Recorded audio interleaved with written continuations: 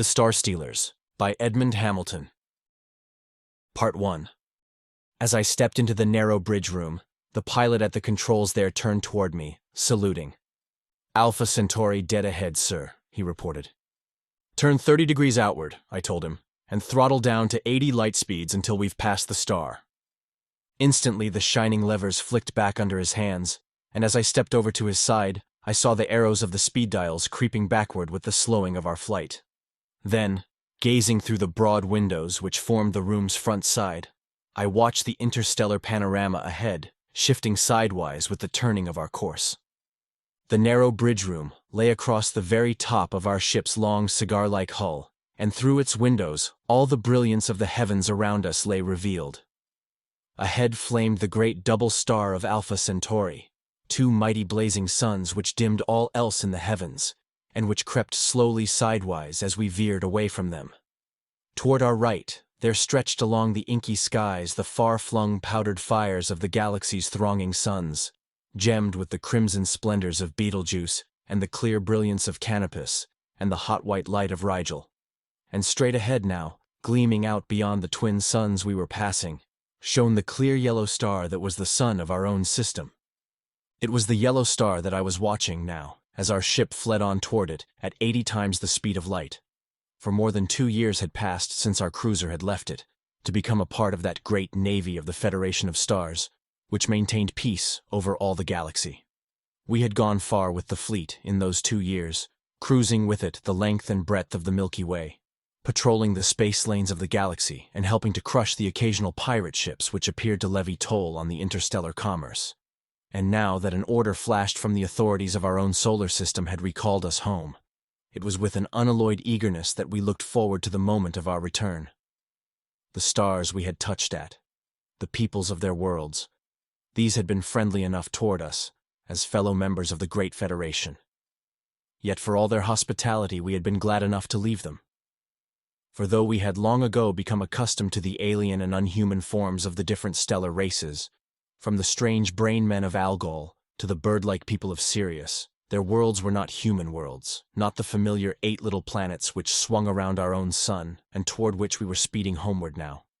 While I mused thus at the window, the 2 circling suns of Alpha Centauri had dropped behind us, and now, with a swift clicking of switches, the pilot beside me turned on our full speed.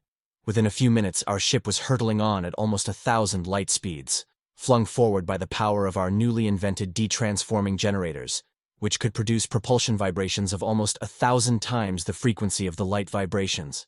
At this immense velocity, matched by few other craft in the galaxy, we were leaping through millions of miles of space each second, yet the gleaming yellow star ahead seemed quite unchanged in size.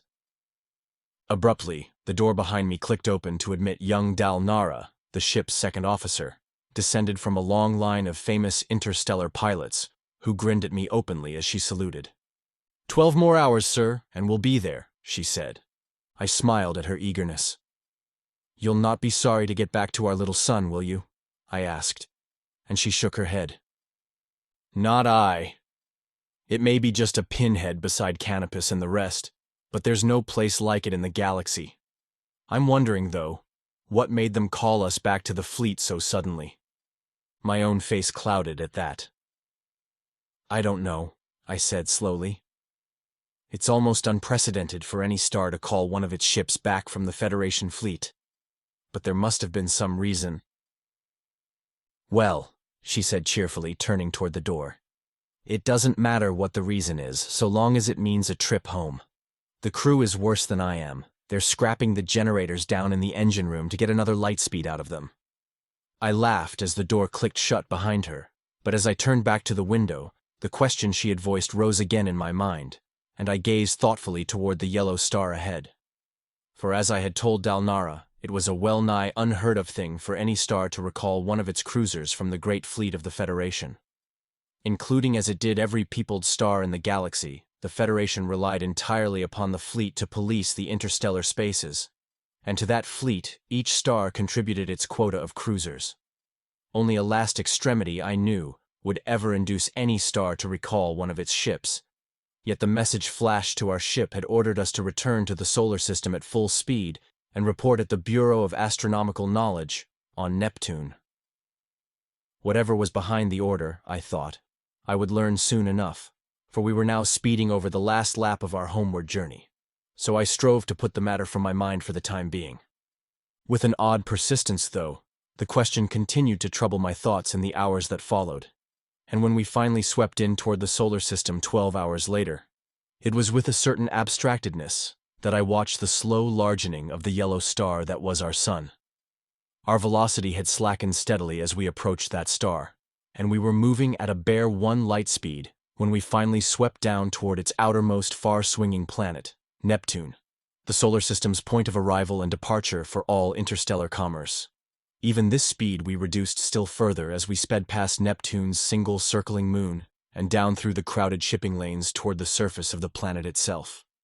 50 miles above its surface, all sight of the planet beneath was shut off by the thousands of great ships which hung in dense masses above it. That vast tangle of interstellar traffic which makes the great planet the terror of all inexperienced pilots. From horizon to horizon, it seemed, the ships crowded upon each other, drawn from every quarter of the galaxy. Huge grain boats from Betelgeuse, vast palatial liners from Arcturus and Vega, shiploads of radium ores from the worlds that circle giant Antares, long, swift mailboats from distant Deneb. All these and myriad others swirled and circled in one great mass above the planet, dropping down one by one as the official traffic directors flashed from their own boats the brilliant signals which allowed a lucky one to descend. And through occasional rifts in the crowded mass of ships could be glimpsed the interplanetary traffic of the lower levels, a swarm of swift little boats, which darted ceaselessly back and forth on their comparatively short journeys, ferrying crowds of passengers to Jupiter and Venus and Earth, seeming like little toy boats beside the mighty bulks of the great interstellar ships above them.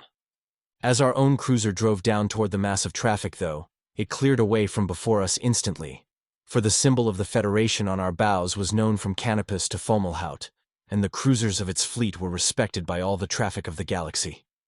Arrowing down through this suddenly opened lane, we sped smoothly down toward the planet's surface, hovering for a moment above its perplexing maze of white buildings and green gardens, and then slanting down toward the mighty flat-roof building which housed the Bureau of Astronomical Knowledge. As we sped down toward its roof, I could not but contrast the warm, sunny green panorama beneath with the icy desert, which the planet had been until 200,000 years before, when the scientists of the solar system had devised the great heat transmitters which catch the sun's heat near its blazing surface and fling it out as high-frequency vibrations to the receiving apparatus on Neptune, to be transformed back into the heat which warms this world. In a moment, though, we were landing gently upon the broad roof, upon which rested scores of other shining cruisers whose crews stood outside them watching our arrival. 5 minutes later, I was whirling downward through the building's interior in one of the automatic little cone elevators, out of which I stepped into a long white corridor. An attendant was awaiting me there, and I followed him down the corridor's length to a high black door at its end, which he threw open for me, closing it behind me as I stepped inside. It was an ivory-walled, high-ceilinged room in which I found myself, its whole farther side open to the sunlight and breezes of the green gardens beyond. At a desk across the room was sitting a short-set man with gray-streaked hair and keen, inquiring eyes, and as I entered, he sprang up and came toward me. "Ran Rarak!" he exclaimed. "You've come! For 2 days now we've been expecting you." "We were delayed off Aldebaran, sir, by generator trouble," I replied, bowing, for I had recognized the speaker as Horace Hole, chief of the Bureau of Astronomical Knowledge. Now, at a motion from him, I took a chair beside the desk while he resumed his own seat. A moment he regarded me in silence, and then slowly spoke.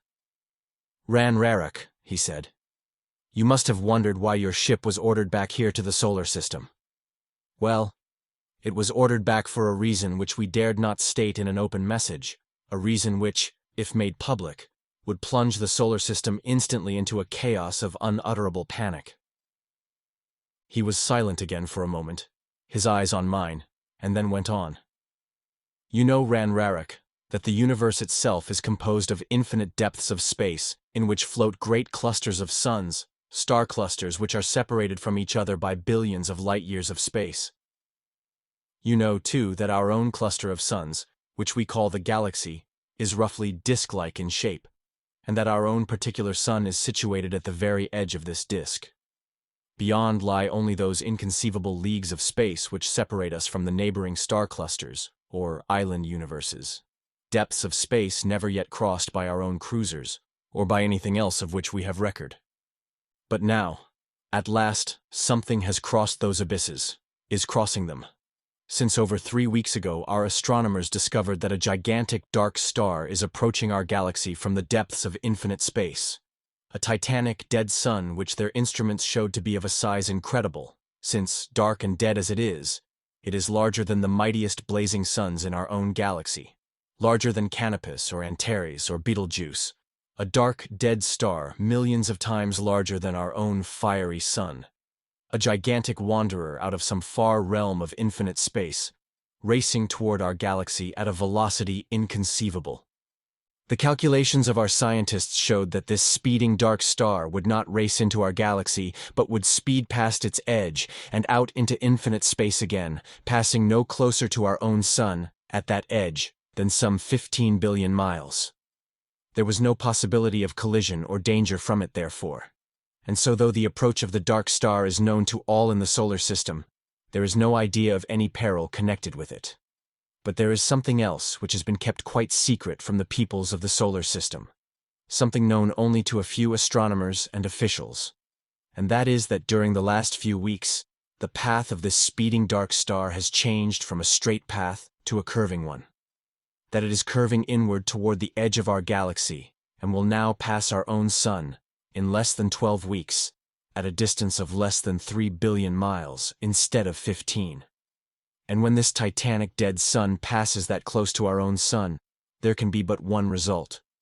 Inevitably, our own sun will be caught by the powerful gravitational grip of the giant dark star and carried out with all its planets into the depths of infinite space, never to return. Horace Hall paused, his face white and set, gazing past me with wide, unseeing eyes. My brain whirling beneath the stunning revelation, I sat rigid, silent, and in a moment he went on. If this thing were known to all, he said slowly, there would be an instant, terrible panic over the solar system, and for that reason only a handful have been told. Flight is impossible, for there are not enough ships in the galaxy to transport the trillions of the solar system's population to another star in the 4 weeks that are left to us. There is but one chance, one blind, slender chance, and that is to turn aside this onward thundering dark star from its present inward curving path, to cause it to pass our sun and the galaxy's edge far enough away to be harmless. And it is for this reason that we ordered your return. For it is my plan to speed out of the galaxy into the depths of outer space to meet this approaching dark star, taking all of the scientific apparatus and equipment which might be used to swerve it aside from this curving path it is following. During the last week, I have assembled the equipment for the expedition, and have gathered together a force of 50 star cruisers, which are even now resting on the roof of this building, manned and ready for the trip. These are only swift mail cruisers, though, specially equipped for the trip, and it was advisable to have at least one battle cruiser for flagship of the force, and so your own was recalled from the Federation fleet. And although I shall go with the expedition, of course, it was my plan to have you yourself as its captain. I know, however, that you have spent the last 2 years in the service of the Federation fleet, so if you desire, another will be appointed to the post. It is one of danger. Greater danger, I think, than any of us can dream. Yet the command is yours, if you wish to accept it. Horace Hall ceased, intently scanning my face. A moment I sat silent, then rose and stepped to the great open window at the room's far side. Outside stretched the greenery of gardens, and beyond them the white roofs of buildings, gleaming beneath the faint sunlight. Instinctively, my eyes went up to the source of that light, the tiny sun, small and faint and far, here, but still, the sun. A long moment I gazed up toward it, and then turned back to Horace Hall. I accept, sir, I said. He came to his feet, his eyes shining. I knew that you would, he said simply. And then, all has been ready for days, ran Rarak. We start at once. 10 minutes later, we were on the broad roof, and the crews of our 50 ships were rushing to their posts in answer to the sharp alarm of a signal bell. Another 5 minutes, and Horace Hole, Dalnara, and I stood in the bridge room of my own cruiser, watching the white roof drop behind and beneath as we slanted up from it. In a moment, the 100 cruisers on that roof had risen and were racing up behind us, arrowing with us toward the zenith, massed in a close, wedge-shaped formation. Above, the brilliant signals of the traffic boats flashed swiftly, clearing a wide lane for us, and then we had passed through the jam of traffic and were driving out past the incoming lines of interstellar ships at swiftly mounting speed, still holding the same formation with the massed cruisers behind us. Behind and around us now flamed the great panorama of the galaxy's blazing stars, but before us lay only darkness, darkness inconceivable, into which our ships were flashing out at greater and greater speed. Neptune had vanished, and far behind lay the single yellow spark that was all visible of our solar system as we fled out from it. Out, out, out, rocketing, racing on, out past the boundaries of the great galaxy itself into the lightless void, out into the unplumbed depths of infinite space to save our threatened sun. Part 2. 24 hours after our start, I stood again in the bridge room, alone except for the silent, imperturbable figure of my ever-watchful wheelman, Naljak, staring out with him into the black gulf that lay before us. Many an hour we had stood side by side thus, scanning the interstellar spaces from our cruiser's bridge room, but never yet had my eyes been confronted by such a lightless void as lay before me now. Our ship, indeed, seemed to be racing through a region where light was all but non-existent, a darkness inconceivable to anyone who had never experienced it. Behind lay the galaxy we had left, a great swarm of shining points of light, contracting slowly as we sped away from it. Toward our right, too, several misty little patches of light glowed faintly in the darkness, hardly to be seen, though these, I knew, were other galaxies or star clusters like our own, titanic conglomerations of thronging suns dimmed to those tiny flickers of light by the inconceivable depths of space which separated them from ourselves. Except for these, though, we fled on through a cosmic gloom that was soul-shaking in its deepness and extent, an infinite darkness and stillness in which our ship seemed the only moving thing. Behind us, I knew, the formation of our 50 ships was following close on our track, each ship separated from the next by a 500-mile interval, and each flashing on at exactly the same speed as ourselves. But though we knew they followed, our 50 cruisers were naturally quite invisible to us, and as I gazed now into the tenebrous void ahead, the loneliness of our position was overpowering. Abruptly, the door behind me snapped open, and I half turned toward it as Horace Hole entered. He glanced at our speed dials, and his brows arched in surprise. "Good enough," he commented. "If the rest of our ships can hold this pace, it will bring us to the Dark Star in 6 days." I nodded, gazing thoughtfully ahead. "Perhaps sooner," I estimated. "The Dark Star is coming toward us at a tremendous velocity, remember. You will notice on the telechart." Together we stepped over to the big telechart, a great rectangular plate of smoothly burnished silvery metal, which hung at the bridge room's end wall, the one indispensable aid to interstellar navigation. Upon it were accurately reproduced, by means of projected and reflected rays, the positions and progress of all heavenly bodies near the ship. Intently, we contemplated it now. At the rectangle's lower edge, there gleamed on the smooth metal a score or more of little circles of glowing light, of varying sizes, representing the suns at the edge of the galaxy behind us. Outermost of these glowed the light disk that was our own sun, and around this Horace Hole had drawn a shining line or circle lying more than 4 billion miles from our sun, on the chart. He had computed that if the approaching dark star came closer than that to our sun, its mighty gravitational attraction would inevitably draw the latter out with it into space. So the shining line represented, for us, the danger line. And creeping down toward that line and toward our sun, farther up on the blank metal of the great chart, there moved a single giant circle of deepest black, an ebon disk 100 times the diameter of our glowing little sun circle, which was sweeping down toward the galaxy's edge in a great curve. Horace Hall gazed thoughtfully at the sinister dark disk, and then shook his head. "There's something very strange about that dark star," he said slowly. That curving path it's moving in is contrary to all the laws of celestial mechanics. I wonder if... Before he could finish, the words were broken off in his mouth. For at that moment, there came a terrific shock. Our ship dipped and reeled crazily, and then was whirling blindly about as though caught and shaken by a giant hand. Dalnara, the pilot, Horace Hall and I were slammed violently down toward the bridge room's end with the first crash, and then I clung desperately to the edge of a switchboard as we spun dizzily about.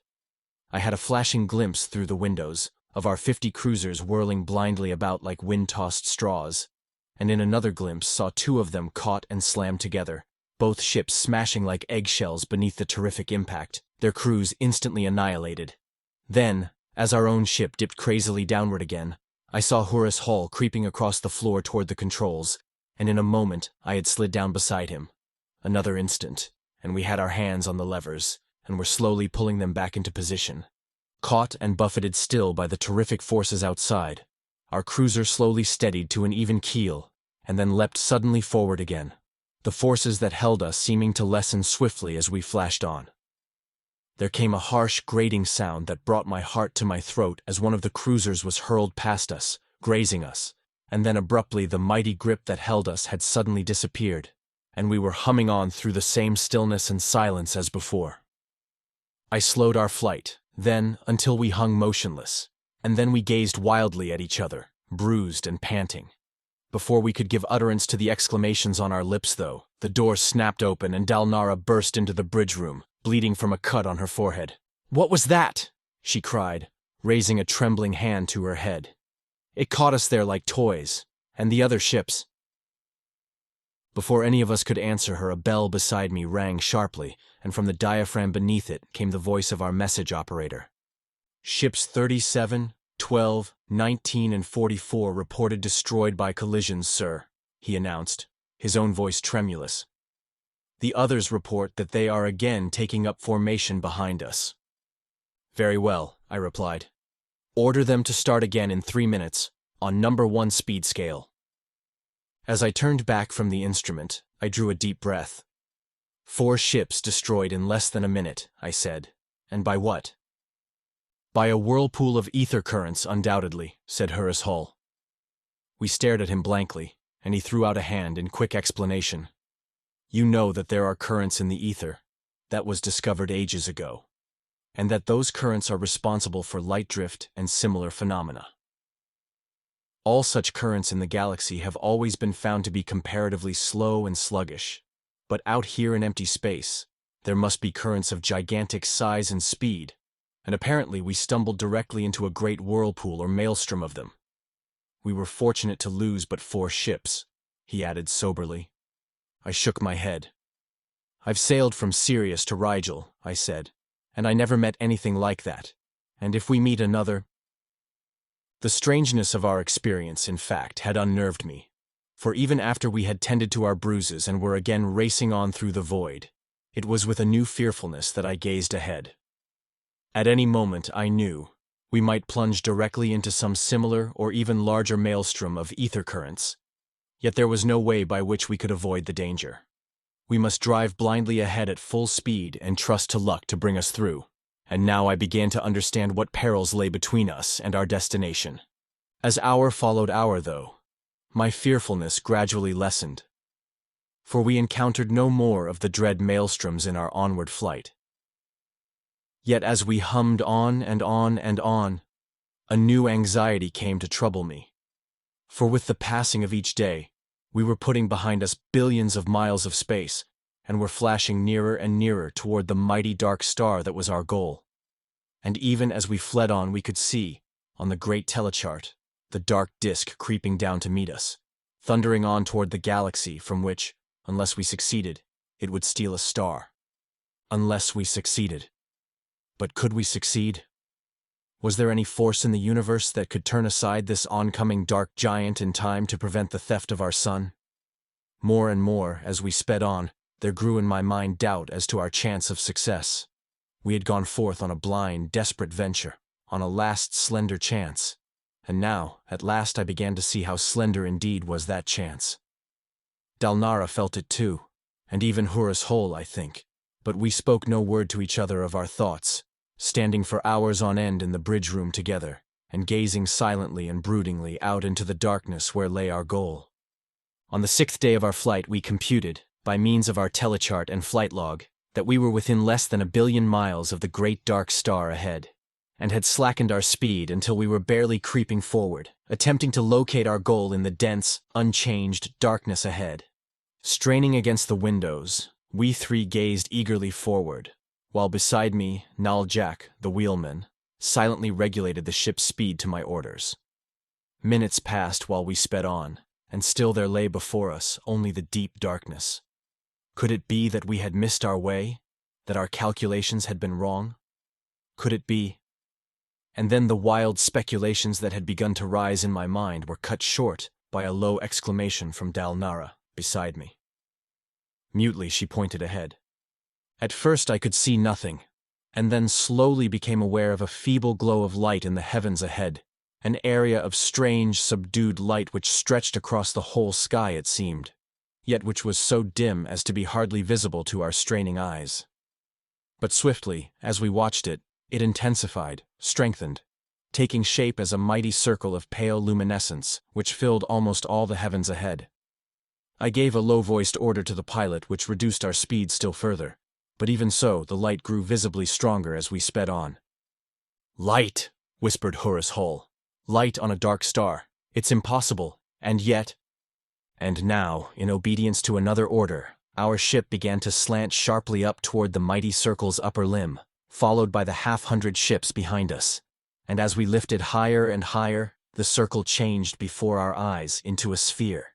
A tremendous, faintly glowing sphere of size inconceivable, filling the heavens with its vast bulk, feebly luminous like the ghost of some mighty sun, rushing through space to meet us as we sped up and over it.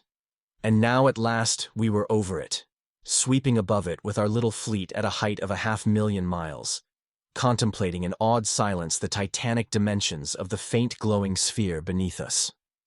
For in spite of our great height above it, the vast globe stretched from horizon to horizon beneath us, a single smooth, vastly curving surface, shining with the dim, unfamiliar light whose source we could not guess. It was not the light of fire or glowing gases, for the sun below was truly a dead one, vast in size as it was.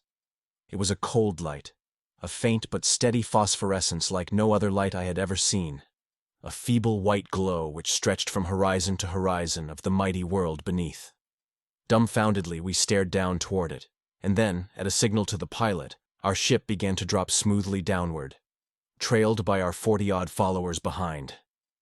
Down, down, we sped, slower and slower, until we suddenly started as there came from outside the ship a high-pitched hissing shriek. "Air!" I cried. "This dark star has an atmosphere, and that light upon it. See!" And I flung a pointing hand toward the surface of the giant world below.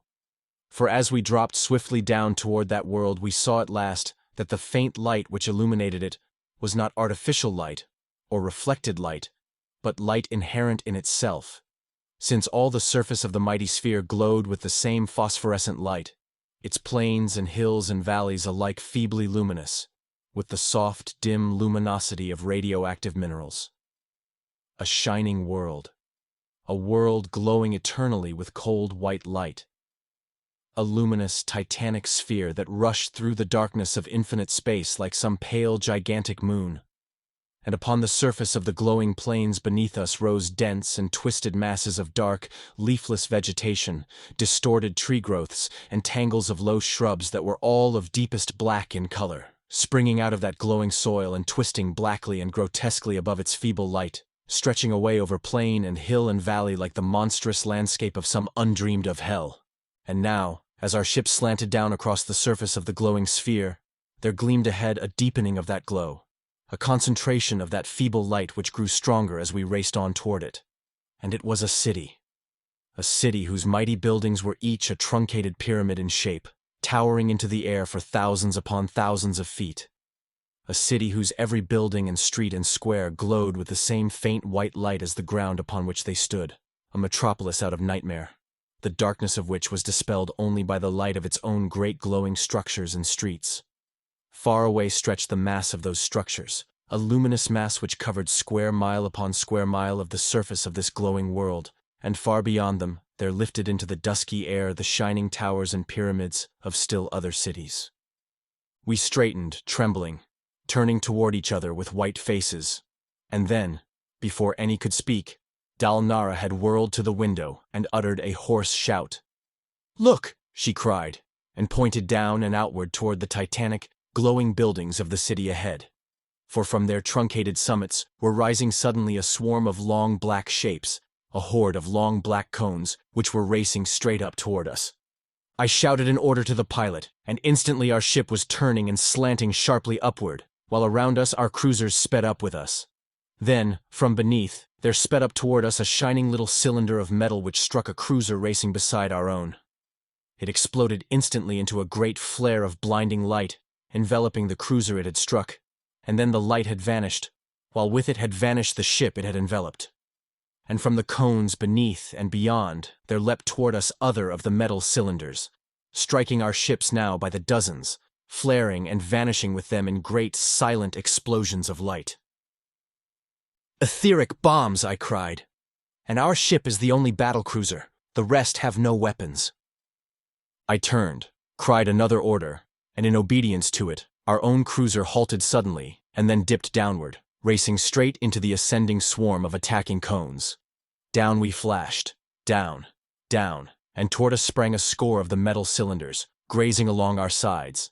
And then, from the sides of our own downward swooping ship, there sprang out brilliant shafts of green light, the deadly decohesion ray of the ships of the Federation fleet. It struck a score of the cones beneath, and they flamed with green light for an instant, and then flew into pieces, spilling downward in a great shower of tiny fragments, as the cohesion of their particles was destroyed by the deadly ray.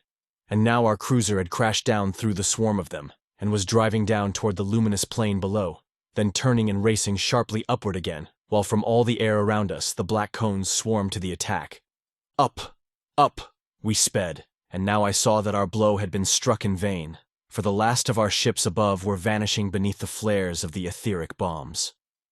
One only of our cruisers remained, racing up toward the zenith in headlong flight, with a score of the great cones in hot pursuit. A moment only I glimpsed this, and then we had turned once more and were again diving down upon the attacking cones, while all around us the etheric bombs filled the air with the silent, exploding flares. Again as we swooped downward, our green rays cut paths of annihilation across the swarming cones beneath. And then I heard a cry from Horus Hull, whirled to the window, and glimpsed above us a single great cone that was diving headlong down toward us in a resistless, ramming swoop. I shouted to the pilot, sprang to the controls, but was too late to ward off that deadly blow. There was a great crash at the rear of our cruiser. It spun dizzily for a moment in midair, and then was tumbling crazily downward like a falling stone toward the glowing plain a score of miles below. Part 3. I think now that our cruiser's mad downward plunge must have lasted for minutes, at least, yet at the time it seemed over in a single instant.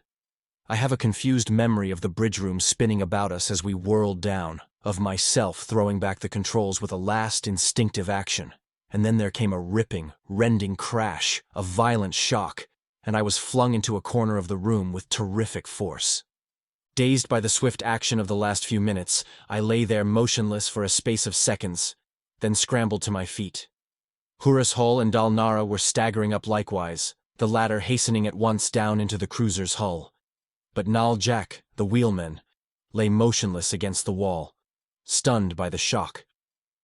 Our first act was to bring him back to consciousness by a few rough first-aid measures, and then we straightened and gazed about us. Apparently our cruiser's keel was resting upon the ground, but was tilted over at a sharp angle, as the slant of the room's floor attested. Through the broad windows we could see that around our prostrate ship lay a thick, screening grove of black tree growths, which we had glimpsed from above, and into which we had crashed in our mad plunge downward. As I was later to learn, it was only the shock-absorbing qualities of the vegetation into which we had fallen, and my own last-minute rush to the controls, which had slowed our fall enough to save us from annihilation. There was a buzz of excited voices from the crew in the hull beneath us, and then I turned at a sudden exclamation from Horus Hull. to find him pointing up through the observation windows in the bridge room's ceiling. I glanced up, then shrank back. For high above were circling a score or more of the long black cones which had attacked us, and which were apparently surveying the landscape for some clue to our fate. I gave a sharp catch of indrawn breath as they dropped lower toward us, and we crouched with pounding hearts while they dropped nearer. Then we uttered simultaneous sighs of relief as the long shapes above suddenly drove back up toward the zenith, apparently certain of our annihilation, massing and wheeling and then speeding back toward the glowing city from which they had risen to attack us. We rose to our feet again, and as we did so, the door clicked open to admit Dalnara. She was a bruised, disheveled figure like the rest of us, but there was something like a grin on her face. "That cone that rammed us shattered 2 of our rear vibration projectors," she announced. "But that was all the damage, and outside of 1 man with a broken shoulder, the crew is all right." "Good," I exclaimed. "It won't take long to replace the broken projectors." She nodded. "I ordered them to put in 2 of the spares," she explained. "But what then?" I considered for a moment. "None of our other cruisers escaped, did they?" I asked. Dalnara slowly shook her head. "I don't think so," she said. "Nearly all of them were destroyed in the first few minutes. I saw Ship 16 racing up in an effort to escape, heading back toward the galaxy. But there were cones hot after it, and it couldn't have got away." The quiet voice of Horace Hull broke in upon us. "Then we alone can take back word to the Federation of what is happening here," he said. His eyes suddenly flamed. "2 things we know," he exclaimed. "We know that this dark star's curving path through space, which will bring it so fatally near to our own sun in passing, is a path contrary to all the laws of astronomical science. And we know now, too, that upon this dark star world, in those glowing cities yonder, live beings of some sort who possess, apparently, immense intelligence and power." My eyes met his.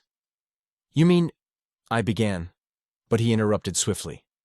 "I mean that in my belief the answer to this riddle lies in that glowing city yonder, and that it is there we must go to find that answer." "But how?" I asked.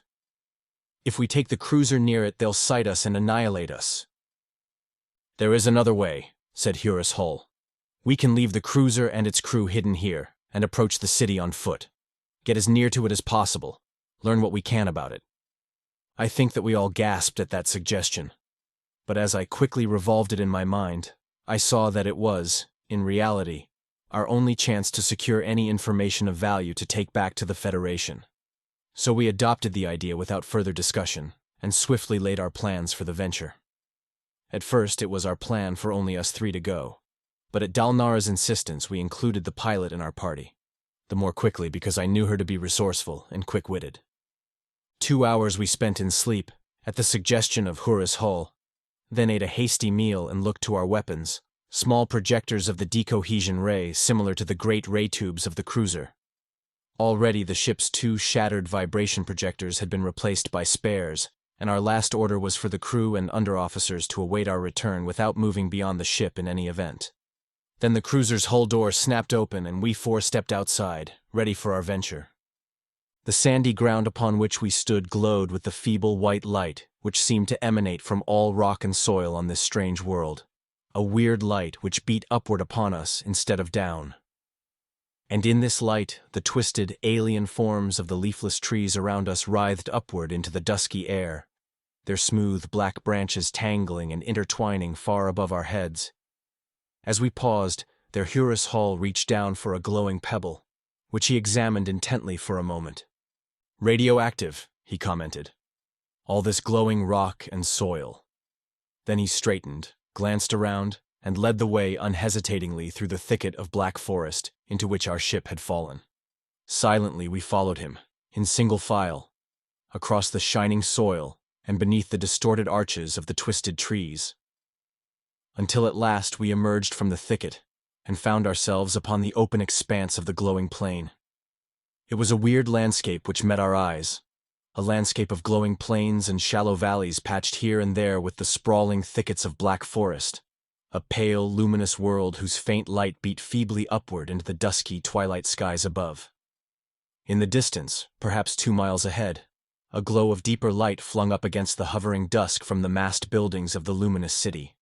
and toward this we tramped steadily onward, over the shining plains and gullies, and once over a swift little brook whose waters glowed as they raced like torrents of rushing light. Within an hour we had drawn to within a distance of 500 feet from the outermost of the city's pyramidal buildings, and crouched in a little clump of dark tree growths, gazing fascinatedly toward it. The scene before us was one of unequaled interest and activity. Over the masses of huge, shining buildings were flitting great swarms of the long black cones, moving from roof to roof, while in the shining streets below them moved other hordes of active figures, the people of the city. And as our eyes took in these latter, I think that we all felt something of horror, in spite of all the alien forms which we were familiar with in the thronging worlds of the galaxy. For in these creatures was no single point of resemblance to anything human, nothing which the appalled intelligence could seize upon as familiar. Imagine an upright cone of black flesh, several feet in diameter, and 3 or more in height, supported by a dozen or more smooth long tentacles which branched from its lower end, supple, boneless octopus arms, which held the cone body upright and which served both as arms and legs. And near the top of that cone trunk were the only features, the twin tiny orifices which were the ears, and a single round and red-rimmed white eye set between them.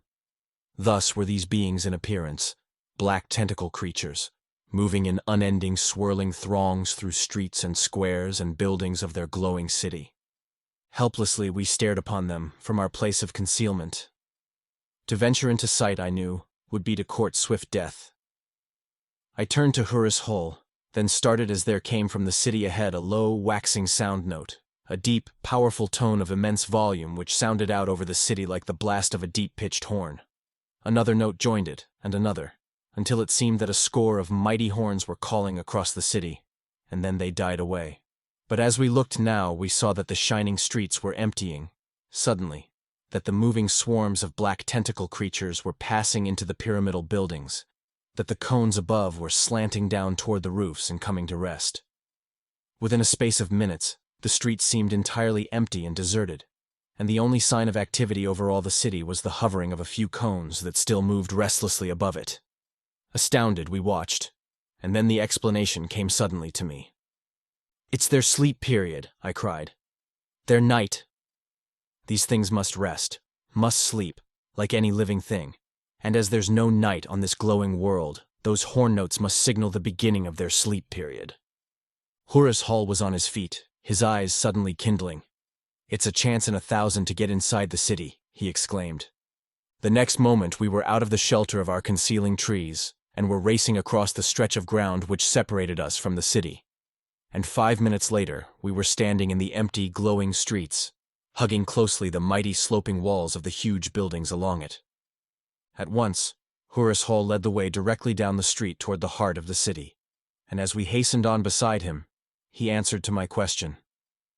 "We must get to the city's center.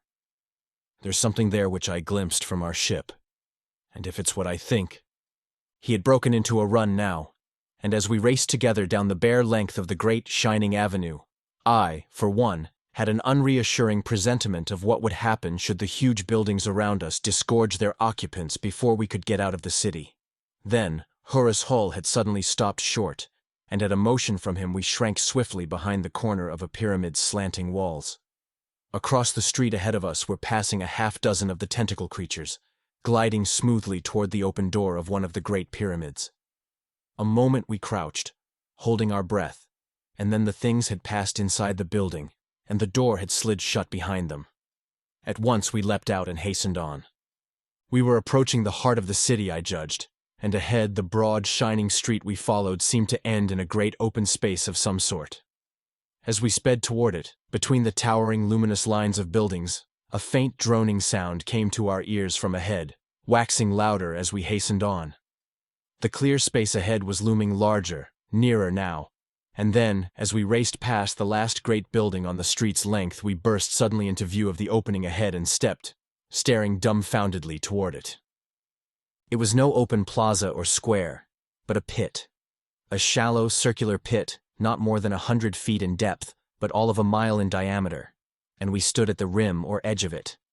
The floor was smooth and flat, and upon that floor there lay a grouped mass of hundreds of half-globes or hemispheres, each 50 feet in diameter, which were resting upon their flat bases with their curving sides uppermost. Each of these hemispheres was shining with light, but it was very different light from the feeble glow of the buildings and streets around us, an intensely brilliant blue radiance which was all but blinding to our eyes. From these massed, radiant hemispheres came the loud droning we had heard, and now we saw, at the pit's farther edge, a cylindrical little room or structure of metal which was supported several hundred feet above the pit's floor by a single slender shaft of smooth round metal, like a great birdcage. And toward this cage structure, Horace Hall was pointing now, his eyes flashing.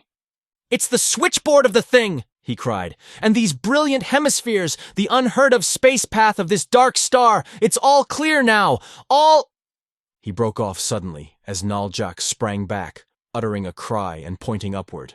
For the moment we had forgotten the hovering cones above the city, and now one of them was slanting swiftly downward, straight toward us. We turned, ran back, and the next moment an etheric bomb crashed down upon the spot where we had stood, exploding silently in a great flare of light. Another bomb fell and flared, nearer, and then I turned with sudden fierce anger and aimed the little ray projector in my hand at the hovering cone above. The brilliant little beam cut across the dark shape. The black cone hovered still for a moment, then crashed down into the street to destruction. But now, from above and beyond, other cones were slanting swiftly down toward us, while from the pyramidal buildings beside us, hordes of the black tentacle creatures were pouring out in answer to the alarm. In a solid, resistless swarm, they rushed upon us. I heard a yell of defiance from Dalnara beside me, the hiss of our rays as they clove through the black masses in terrible destruction, and then they were upon us. A single moment we whirled about in a wild melee of men and cone creatures, of striking human arms and coiling tentacles. Then there was a shout of warning from one of my friends. Something hard descended upon my head with crushing force, and all went black before me. This concludes the first part of 2 total of The Star Stealers by Edmond Hamilton, produced by Best Audiobooks for free.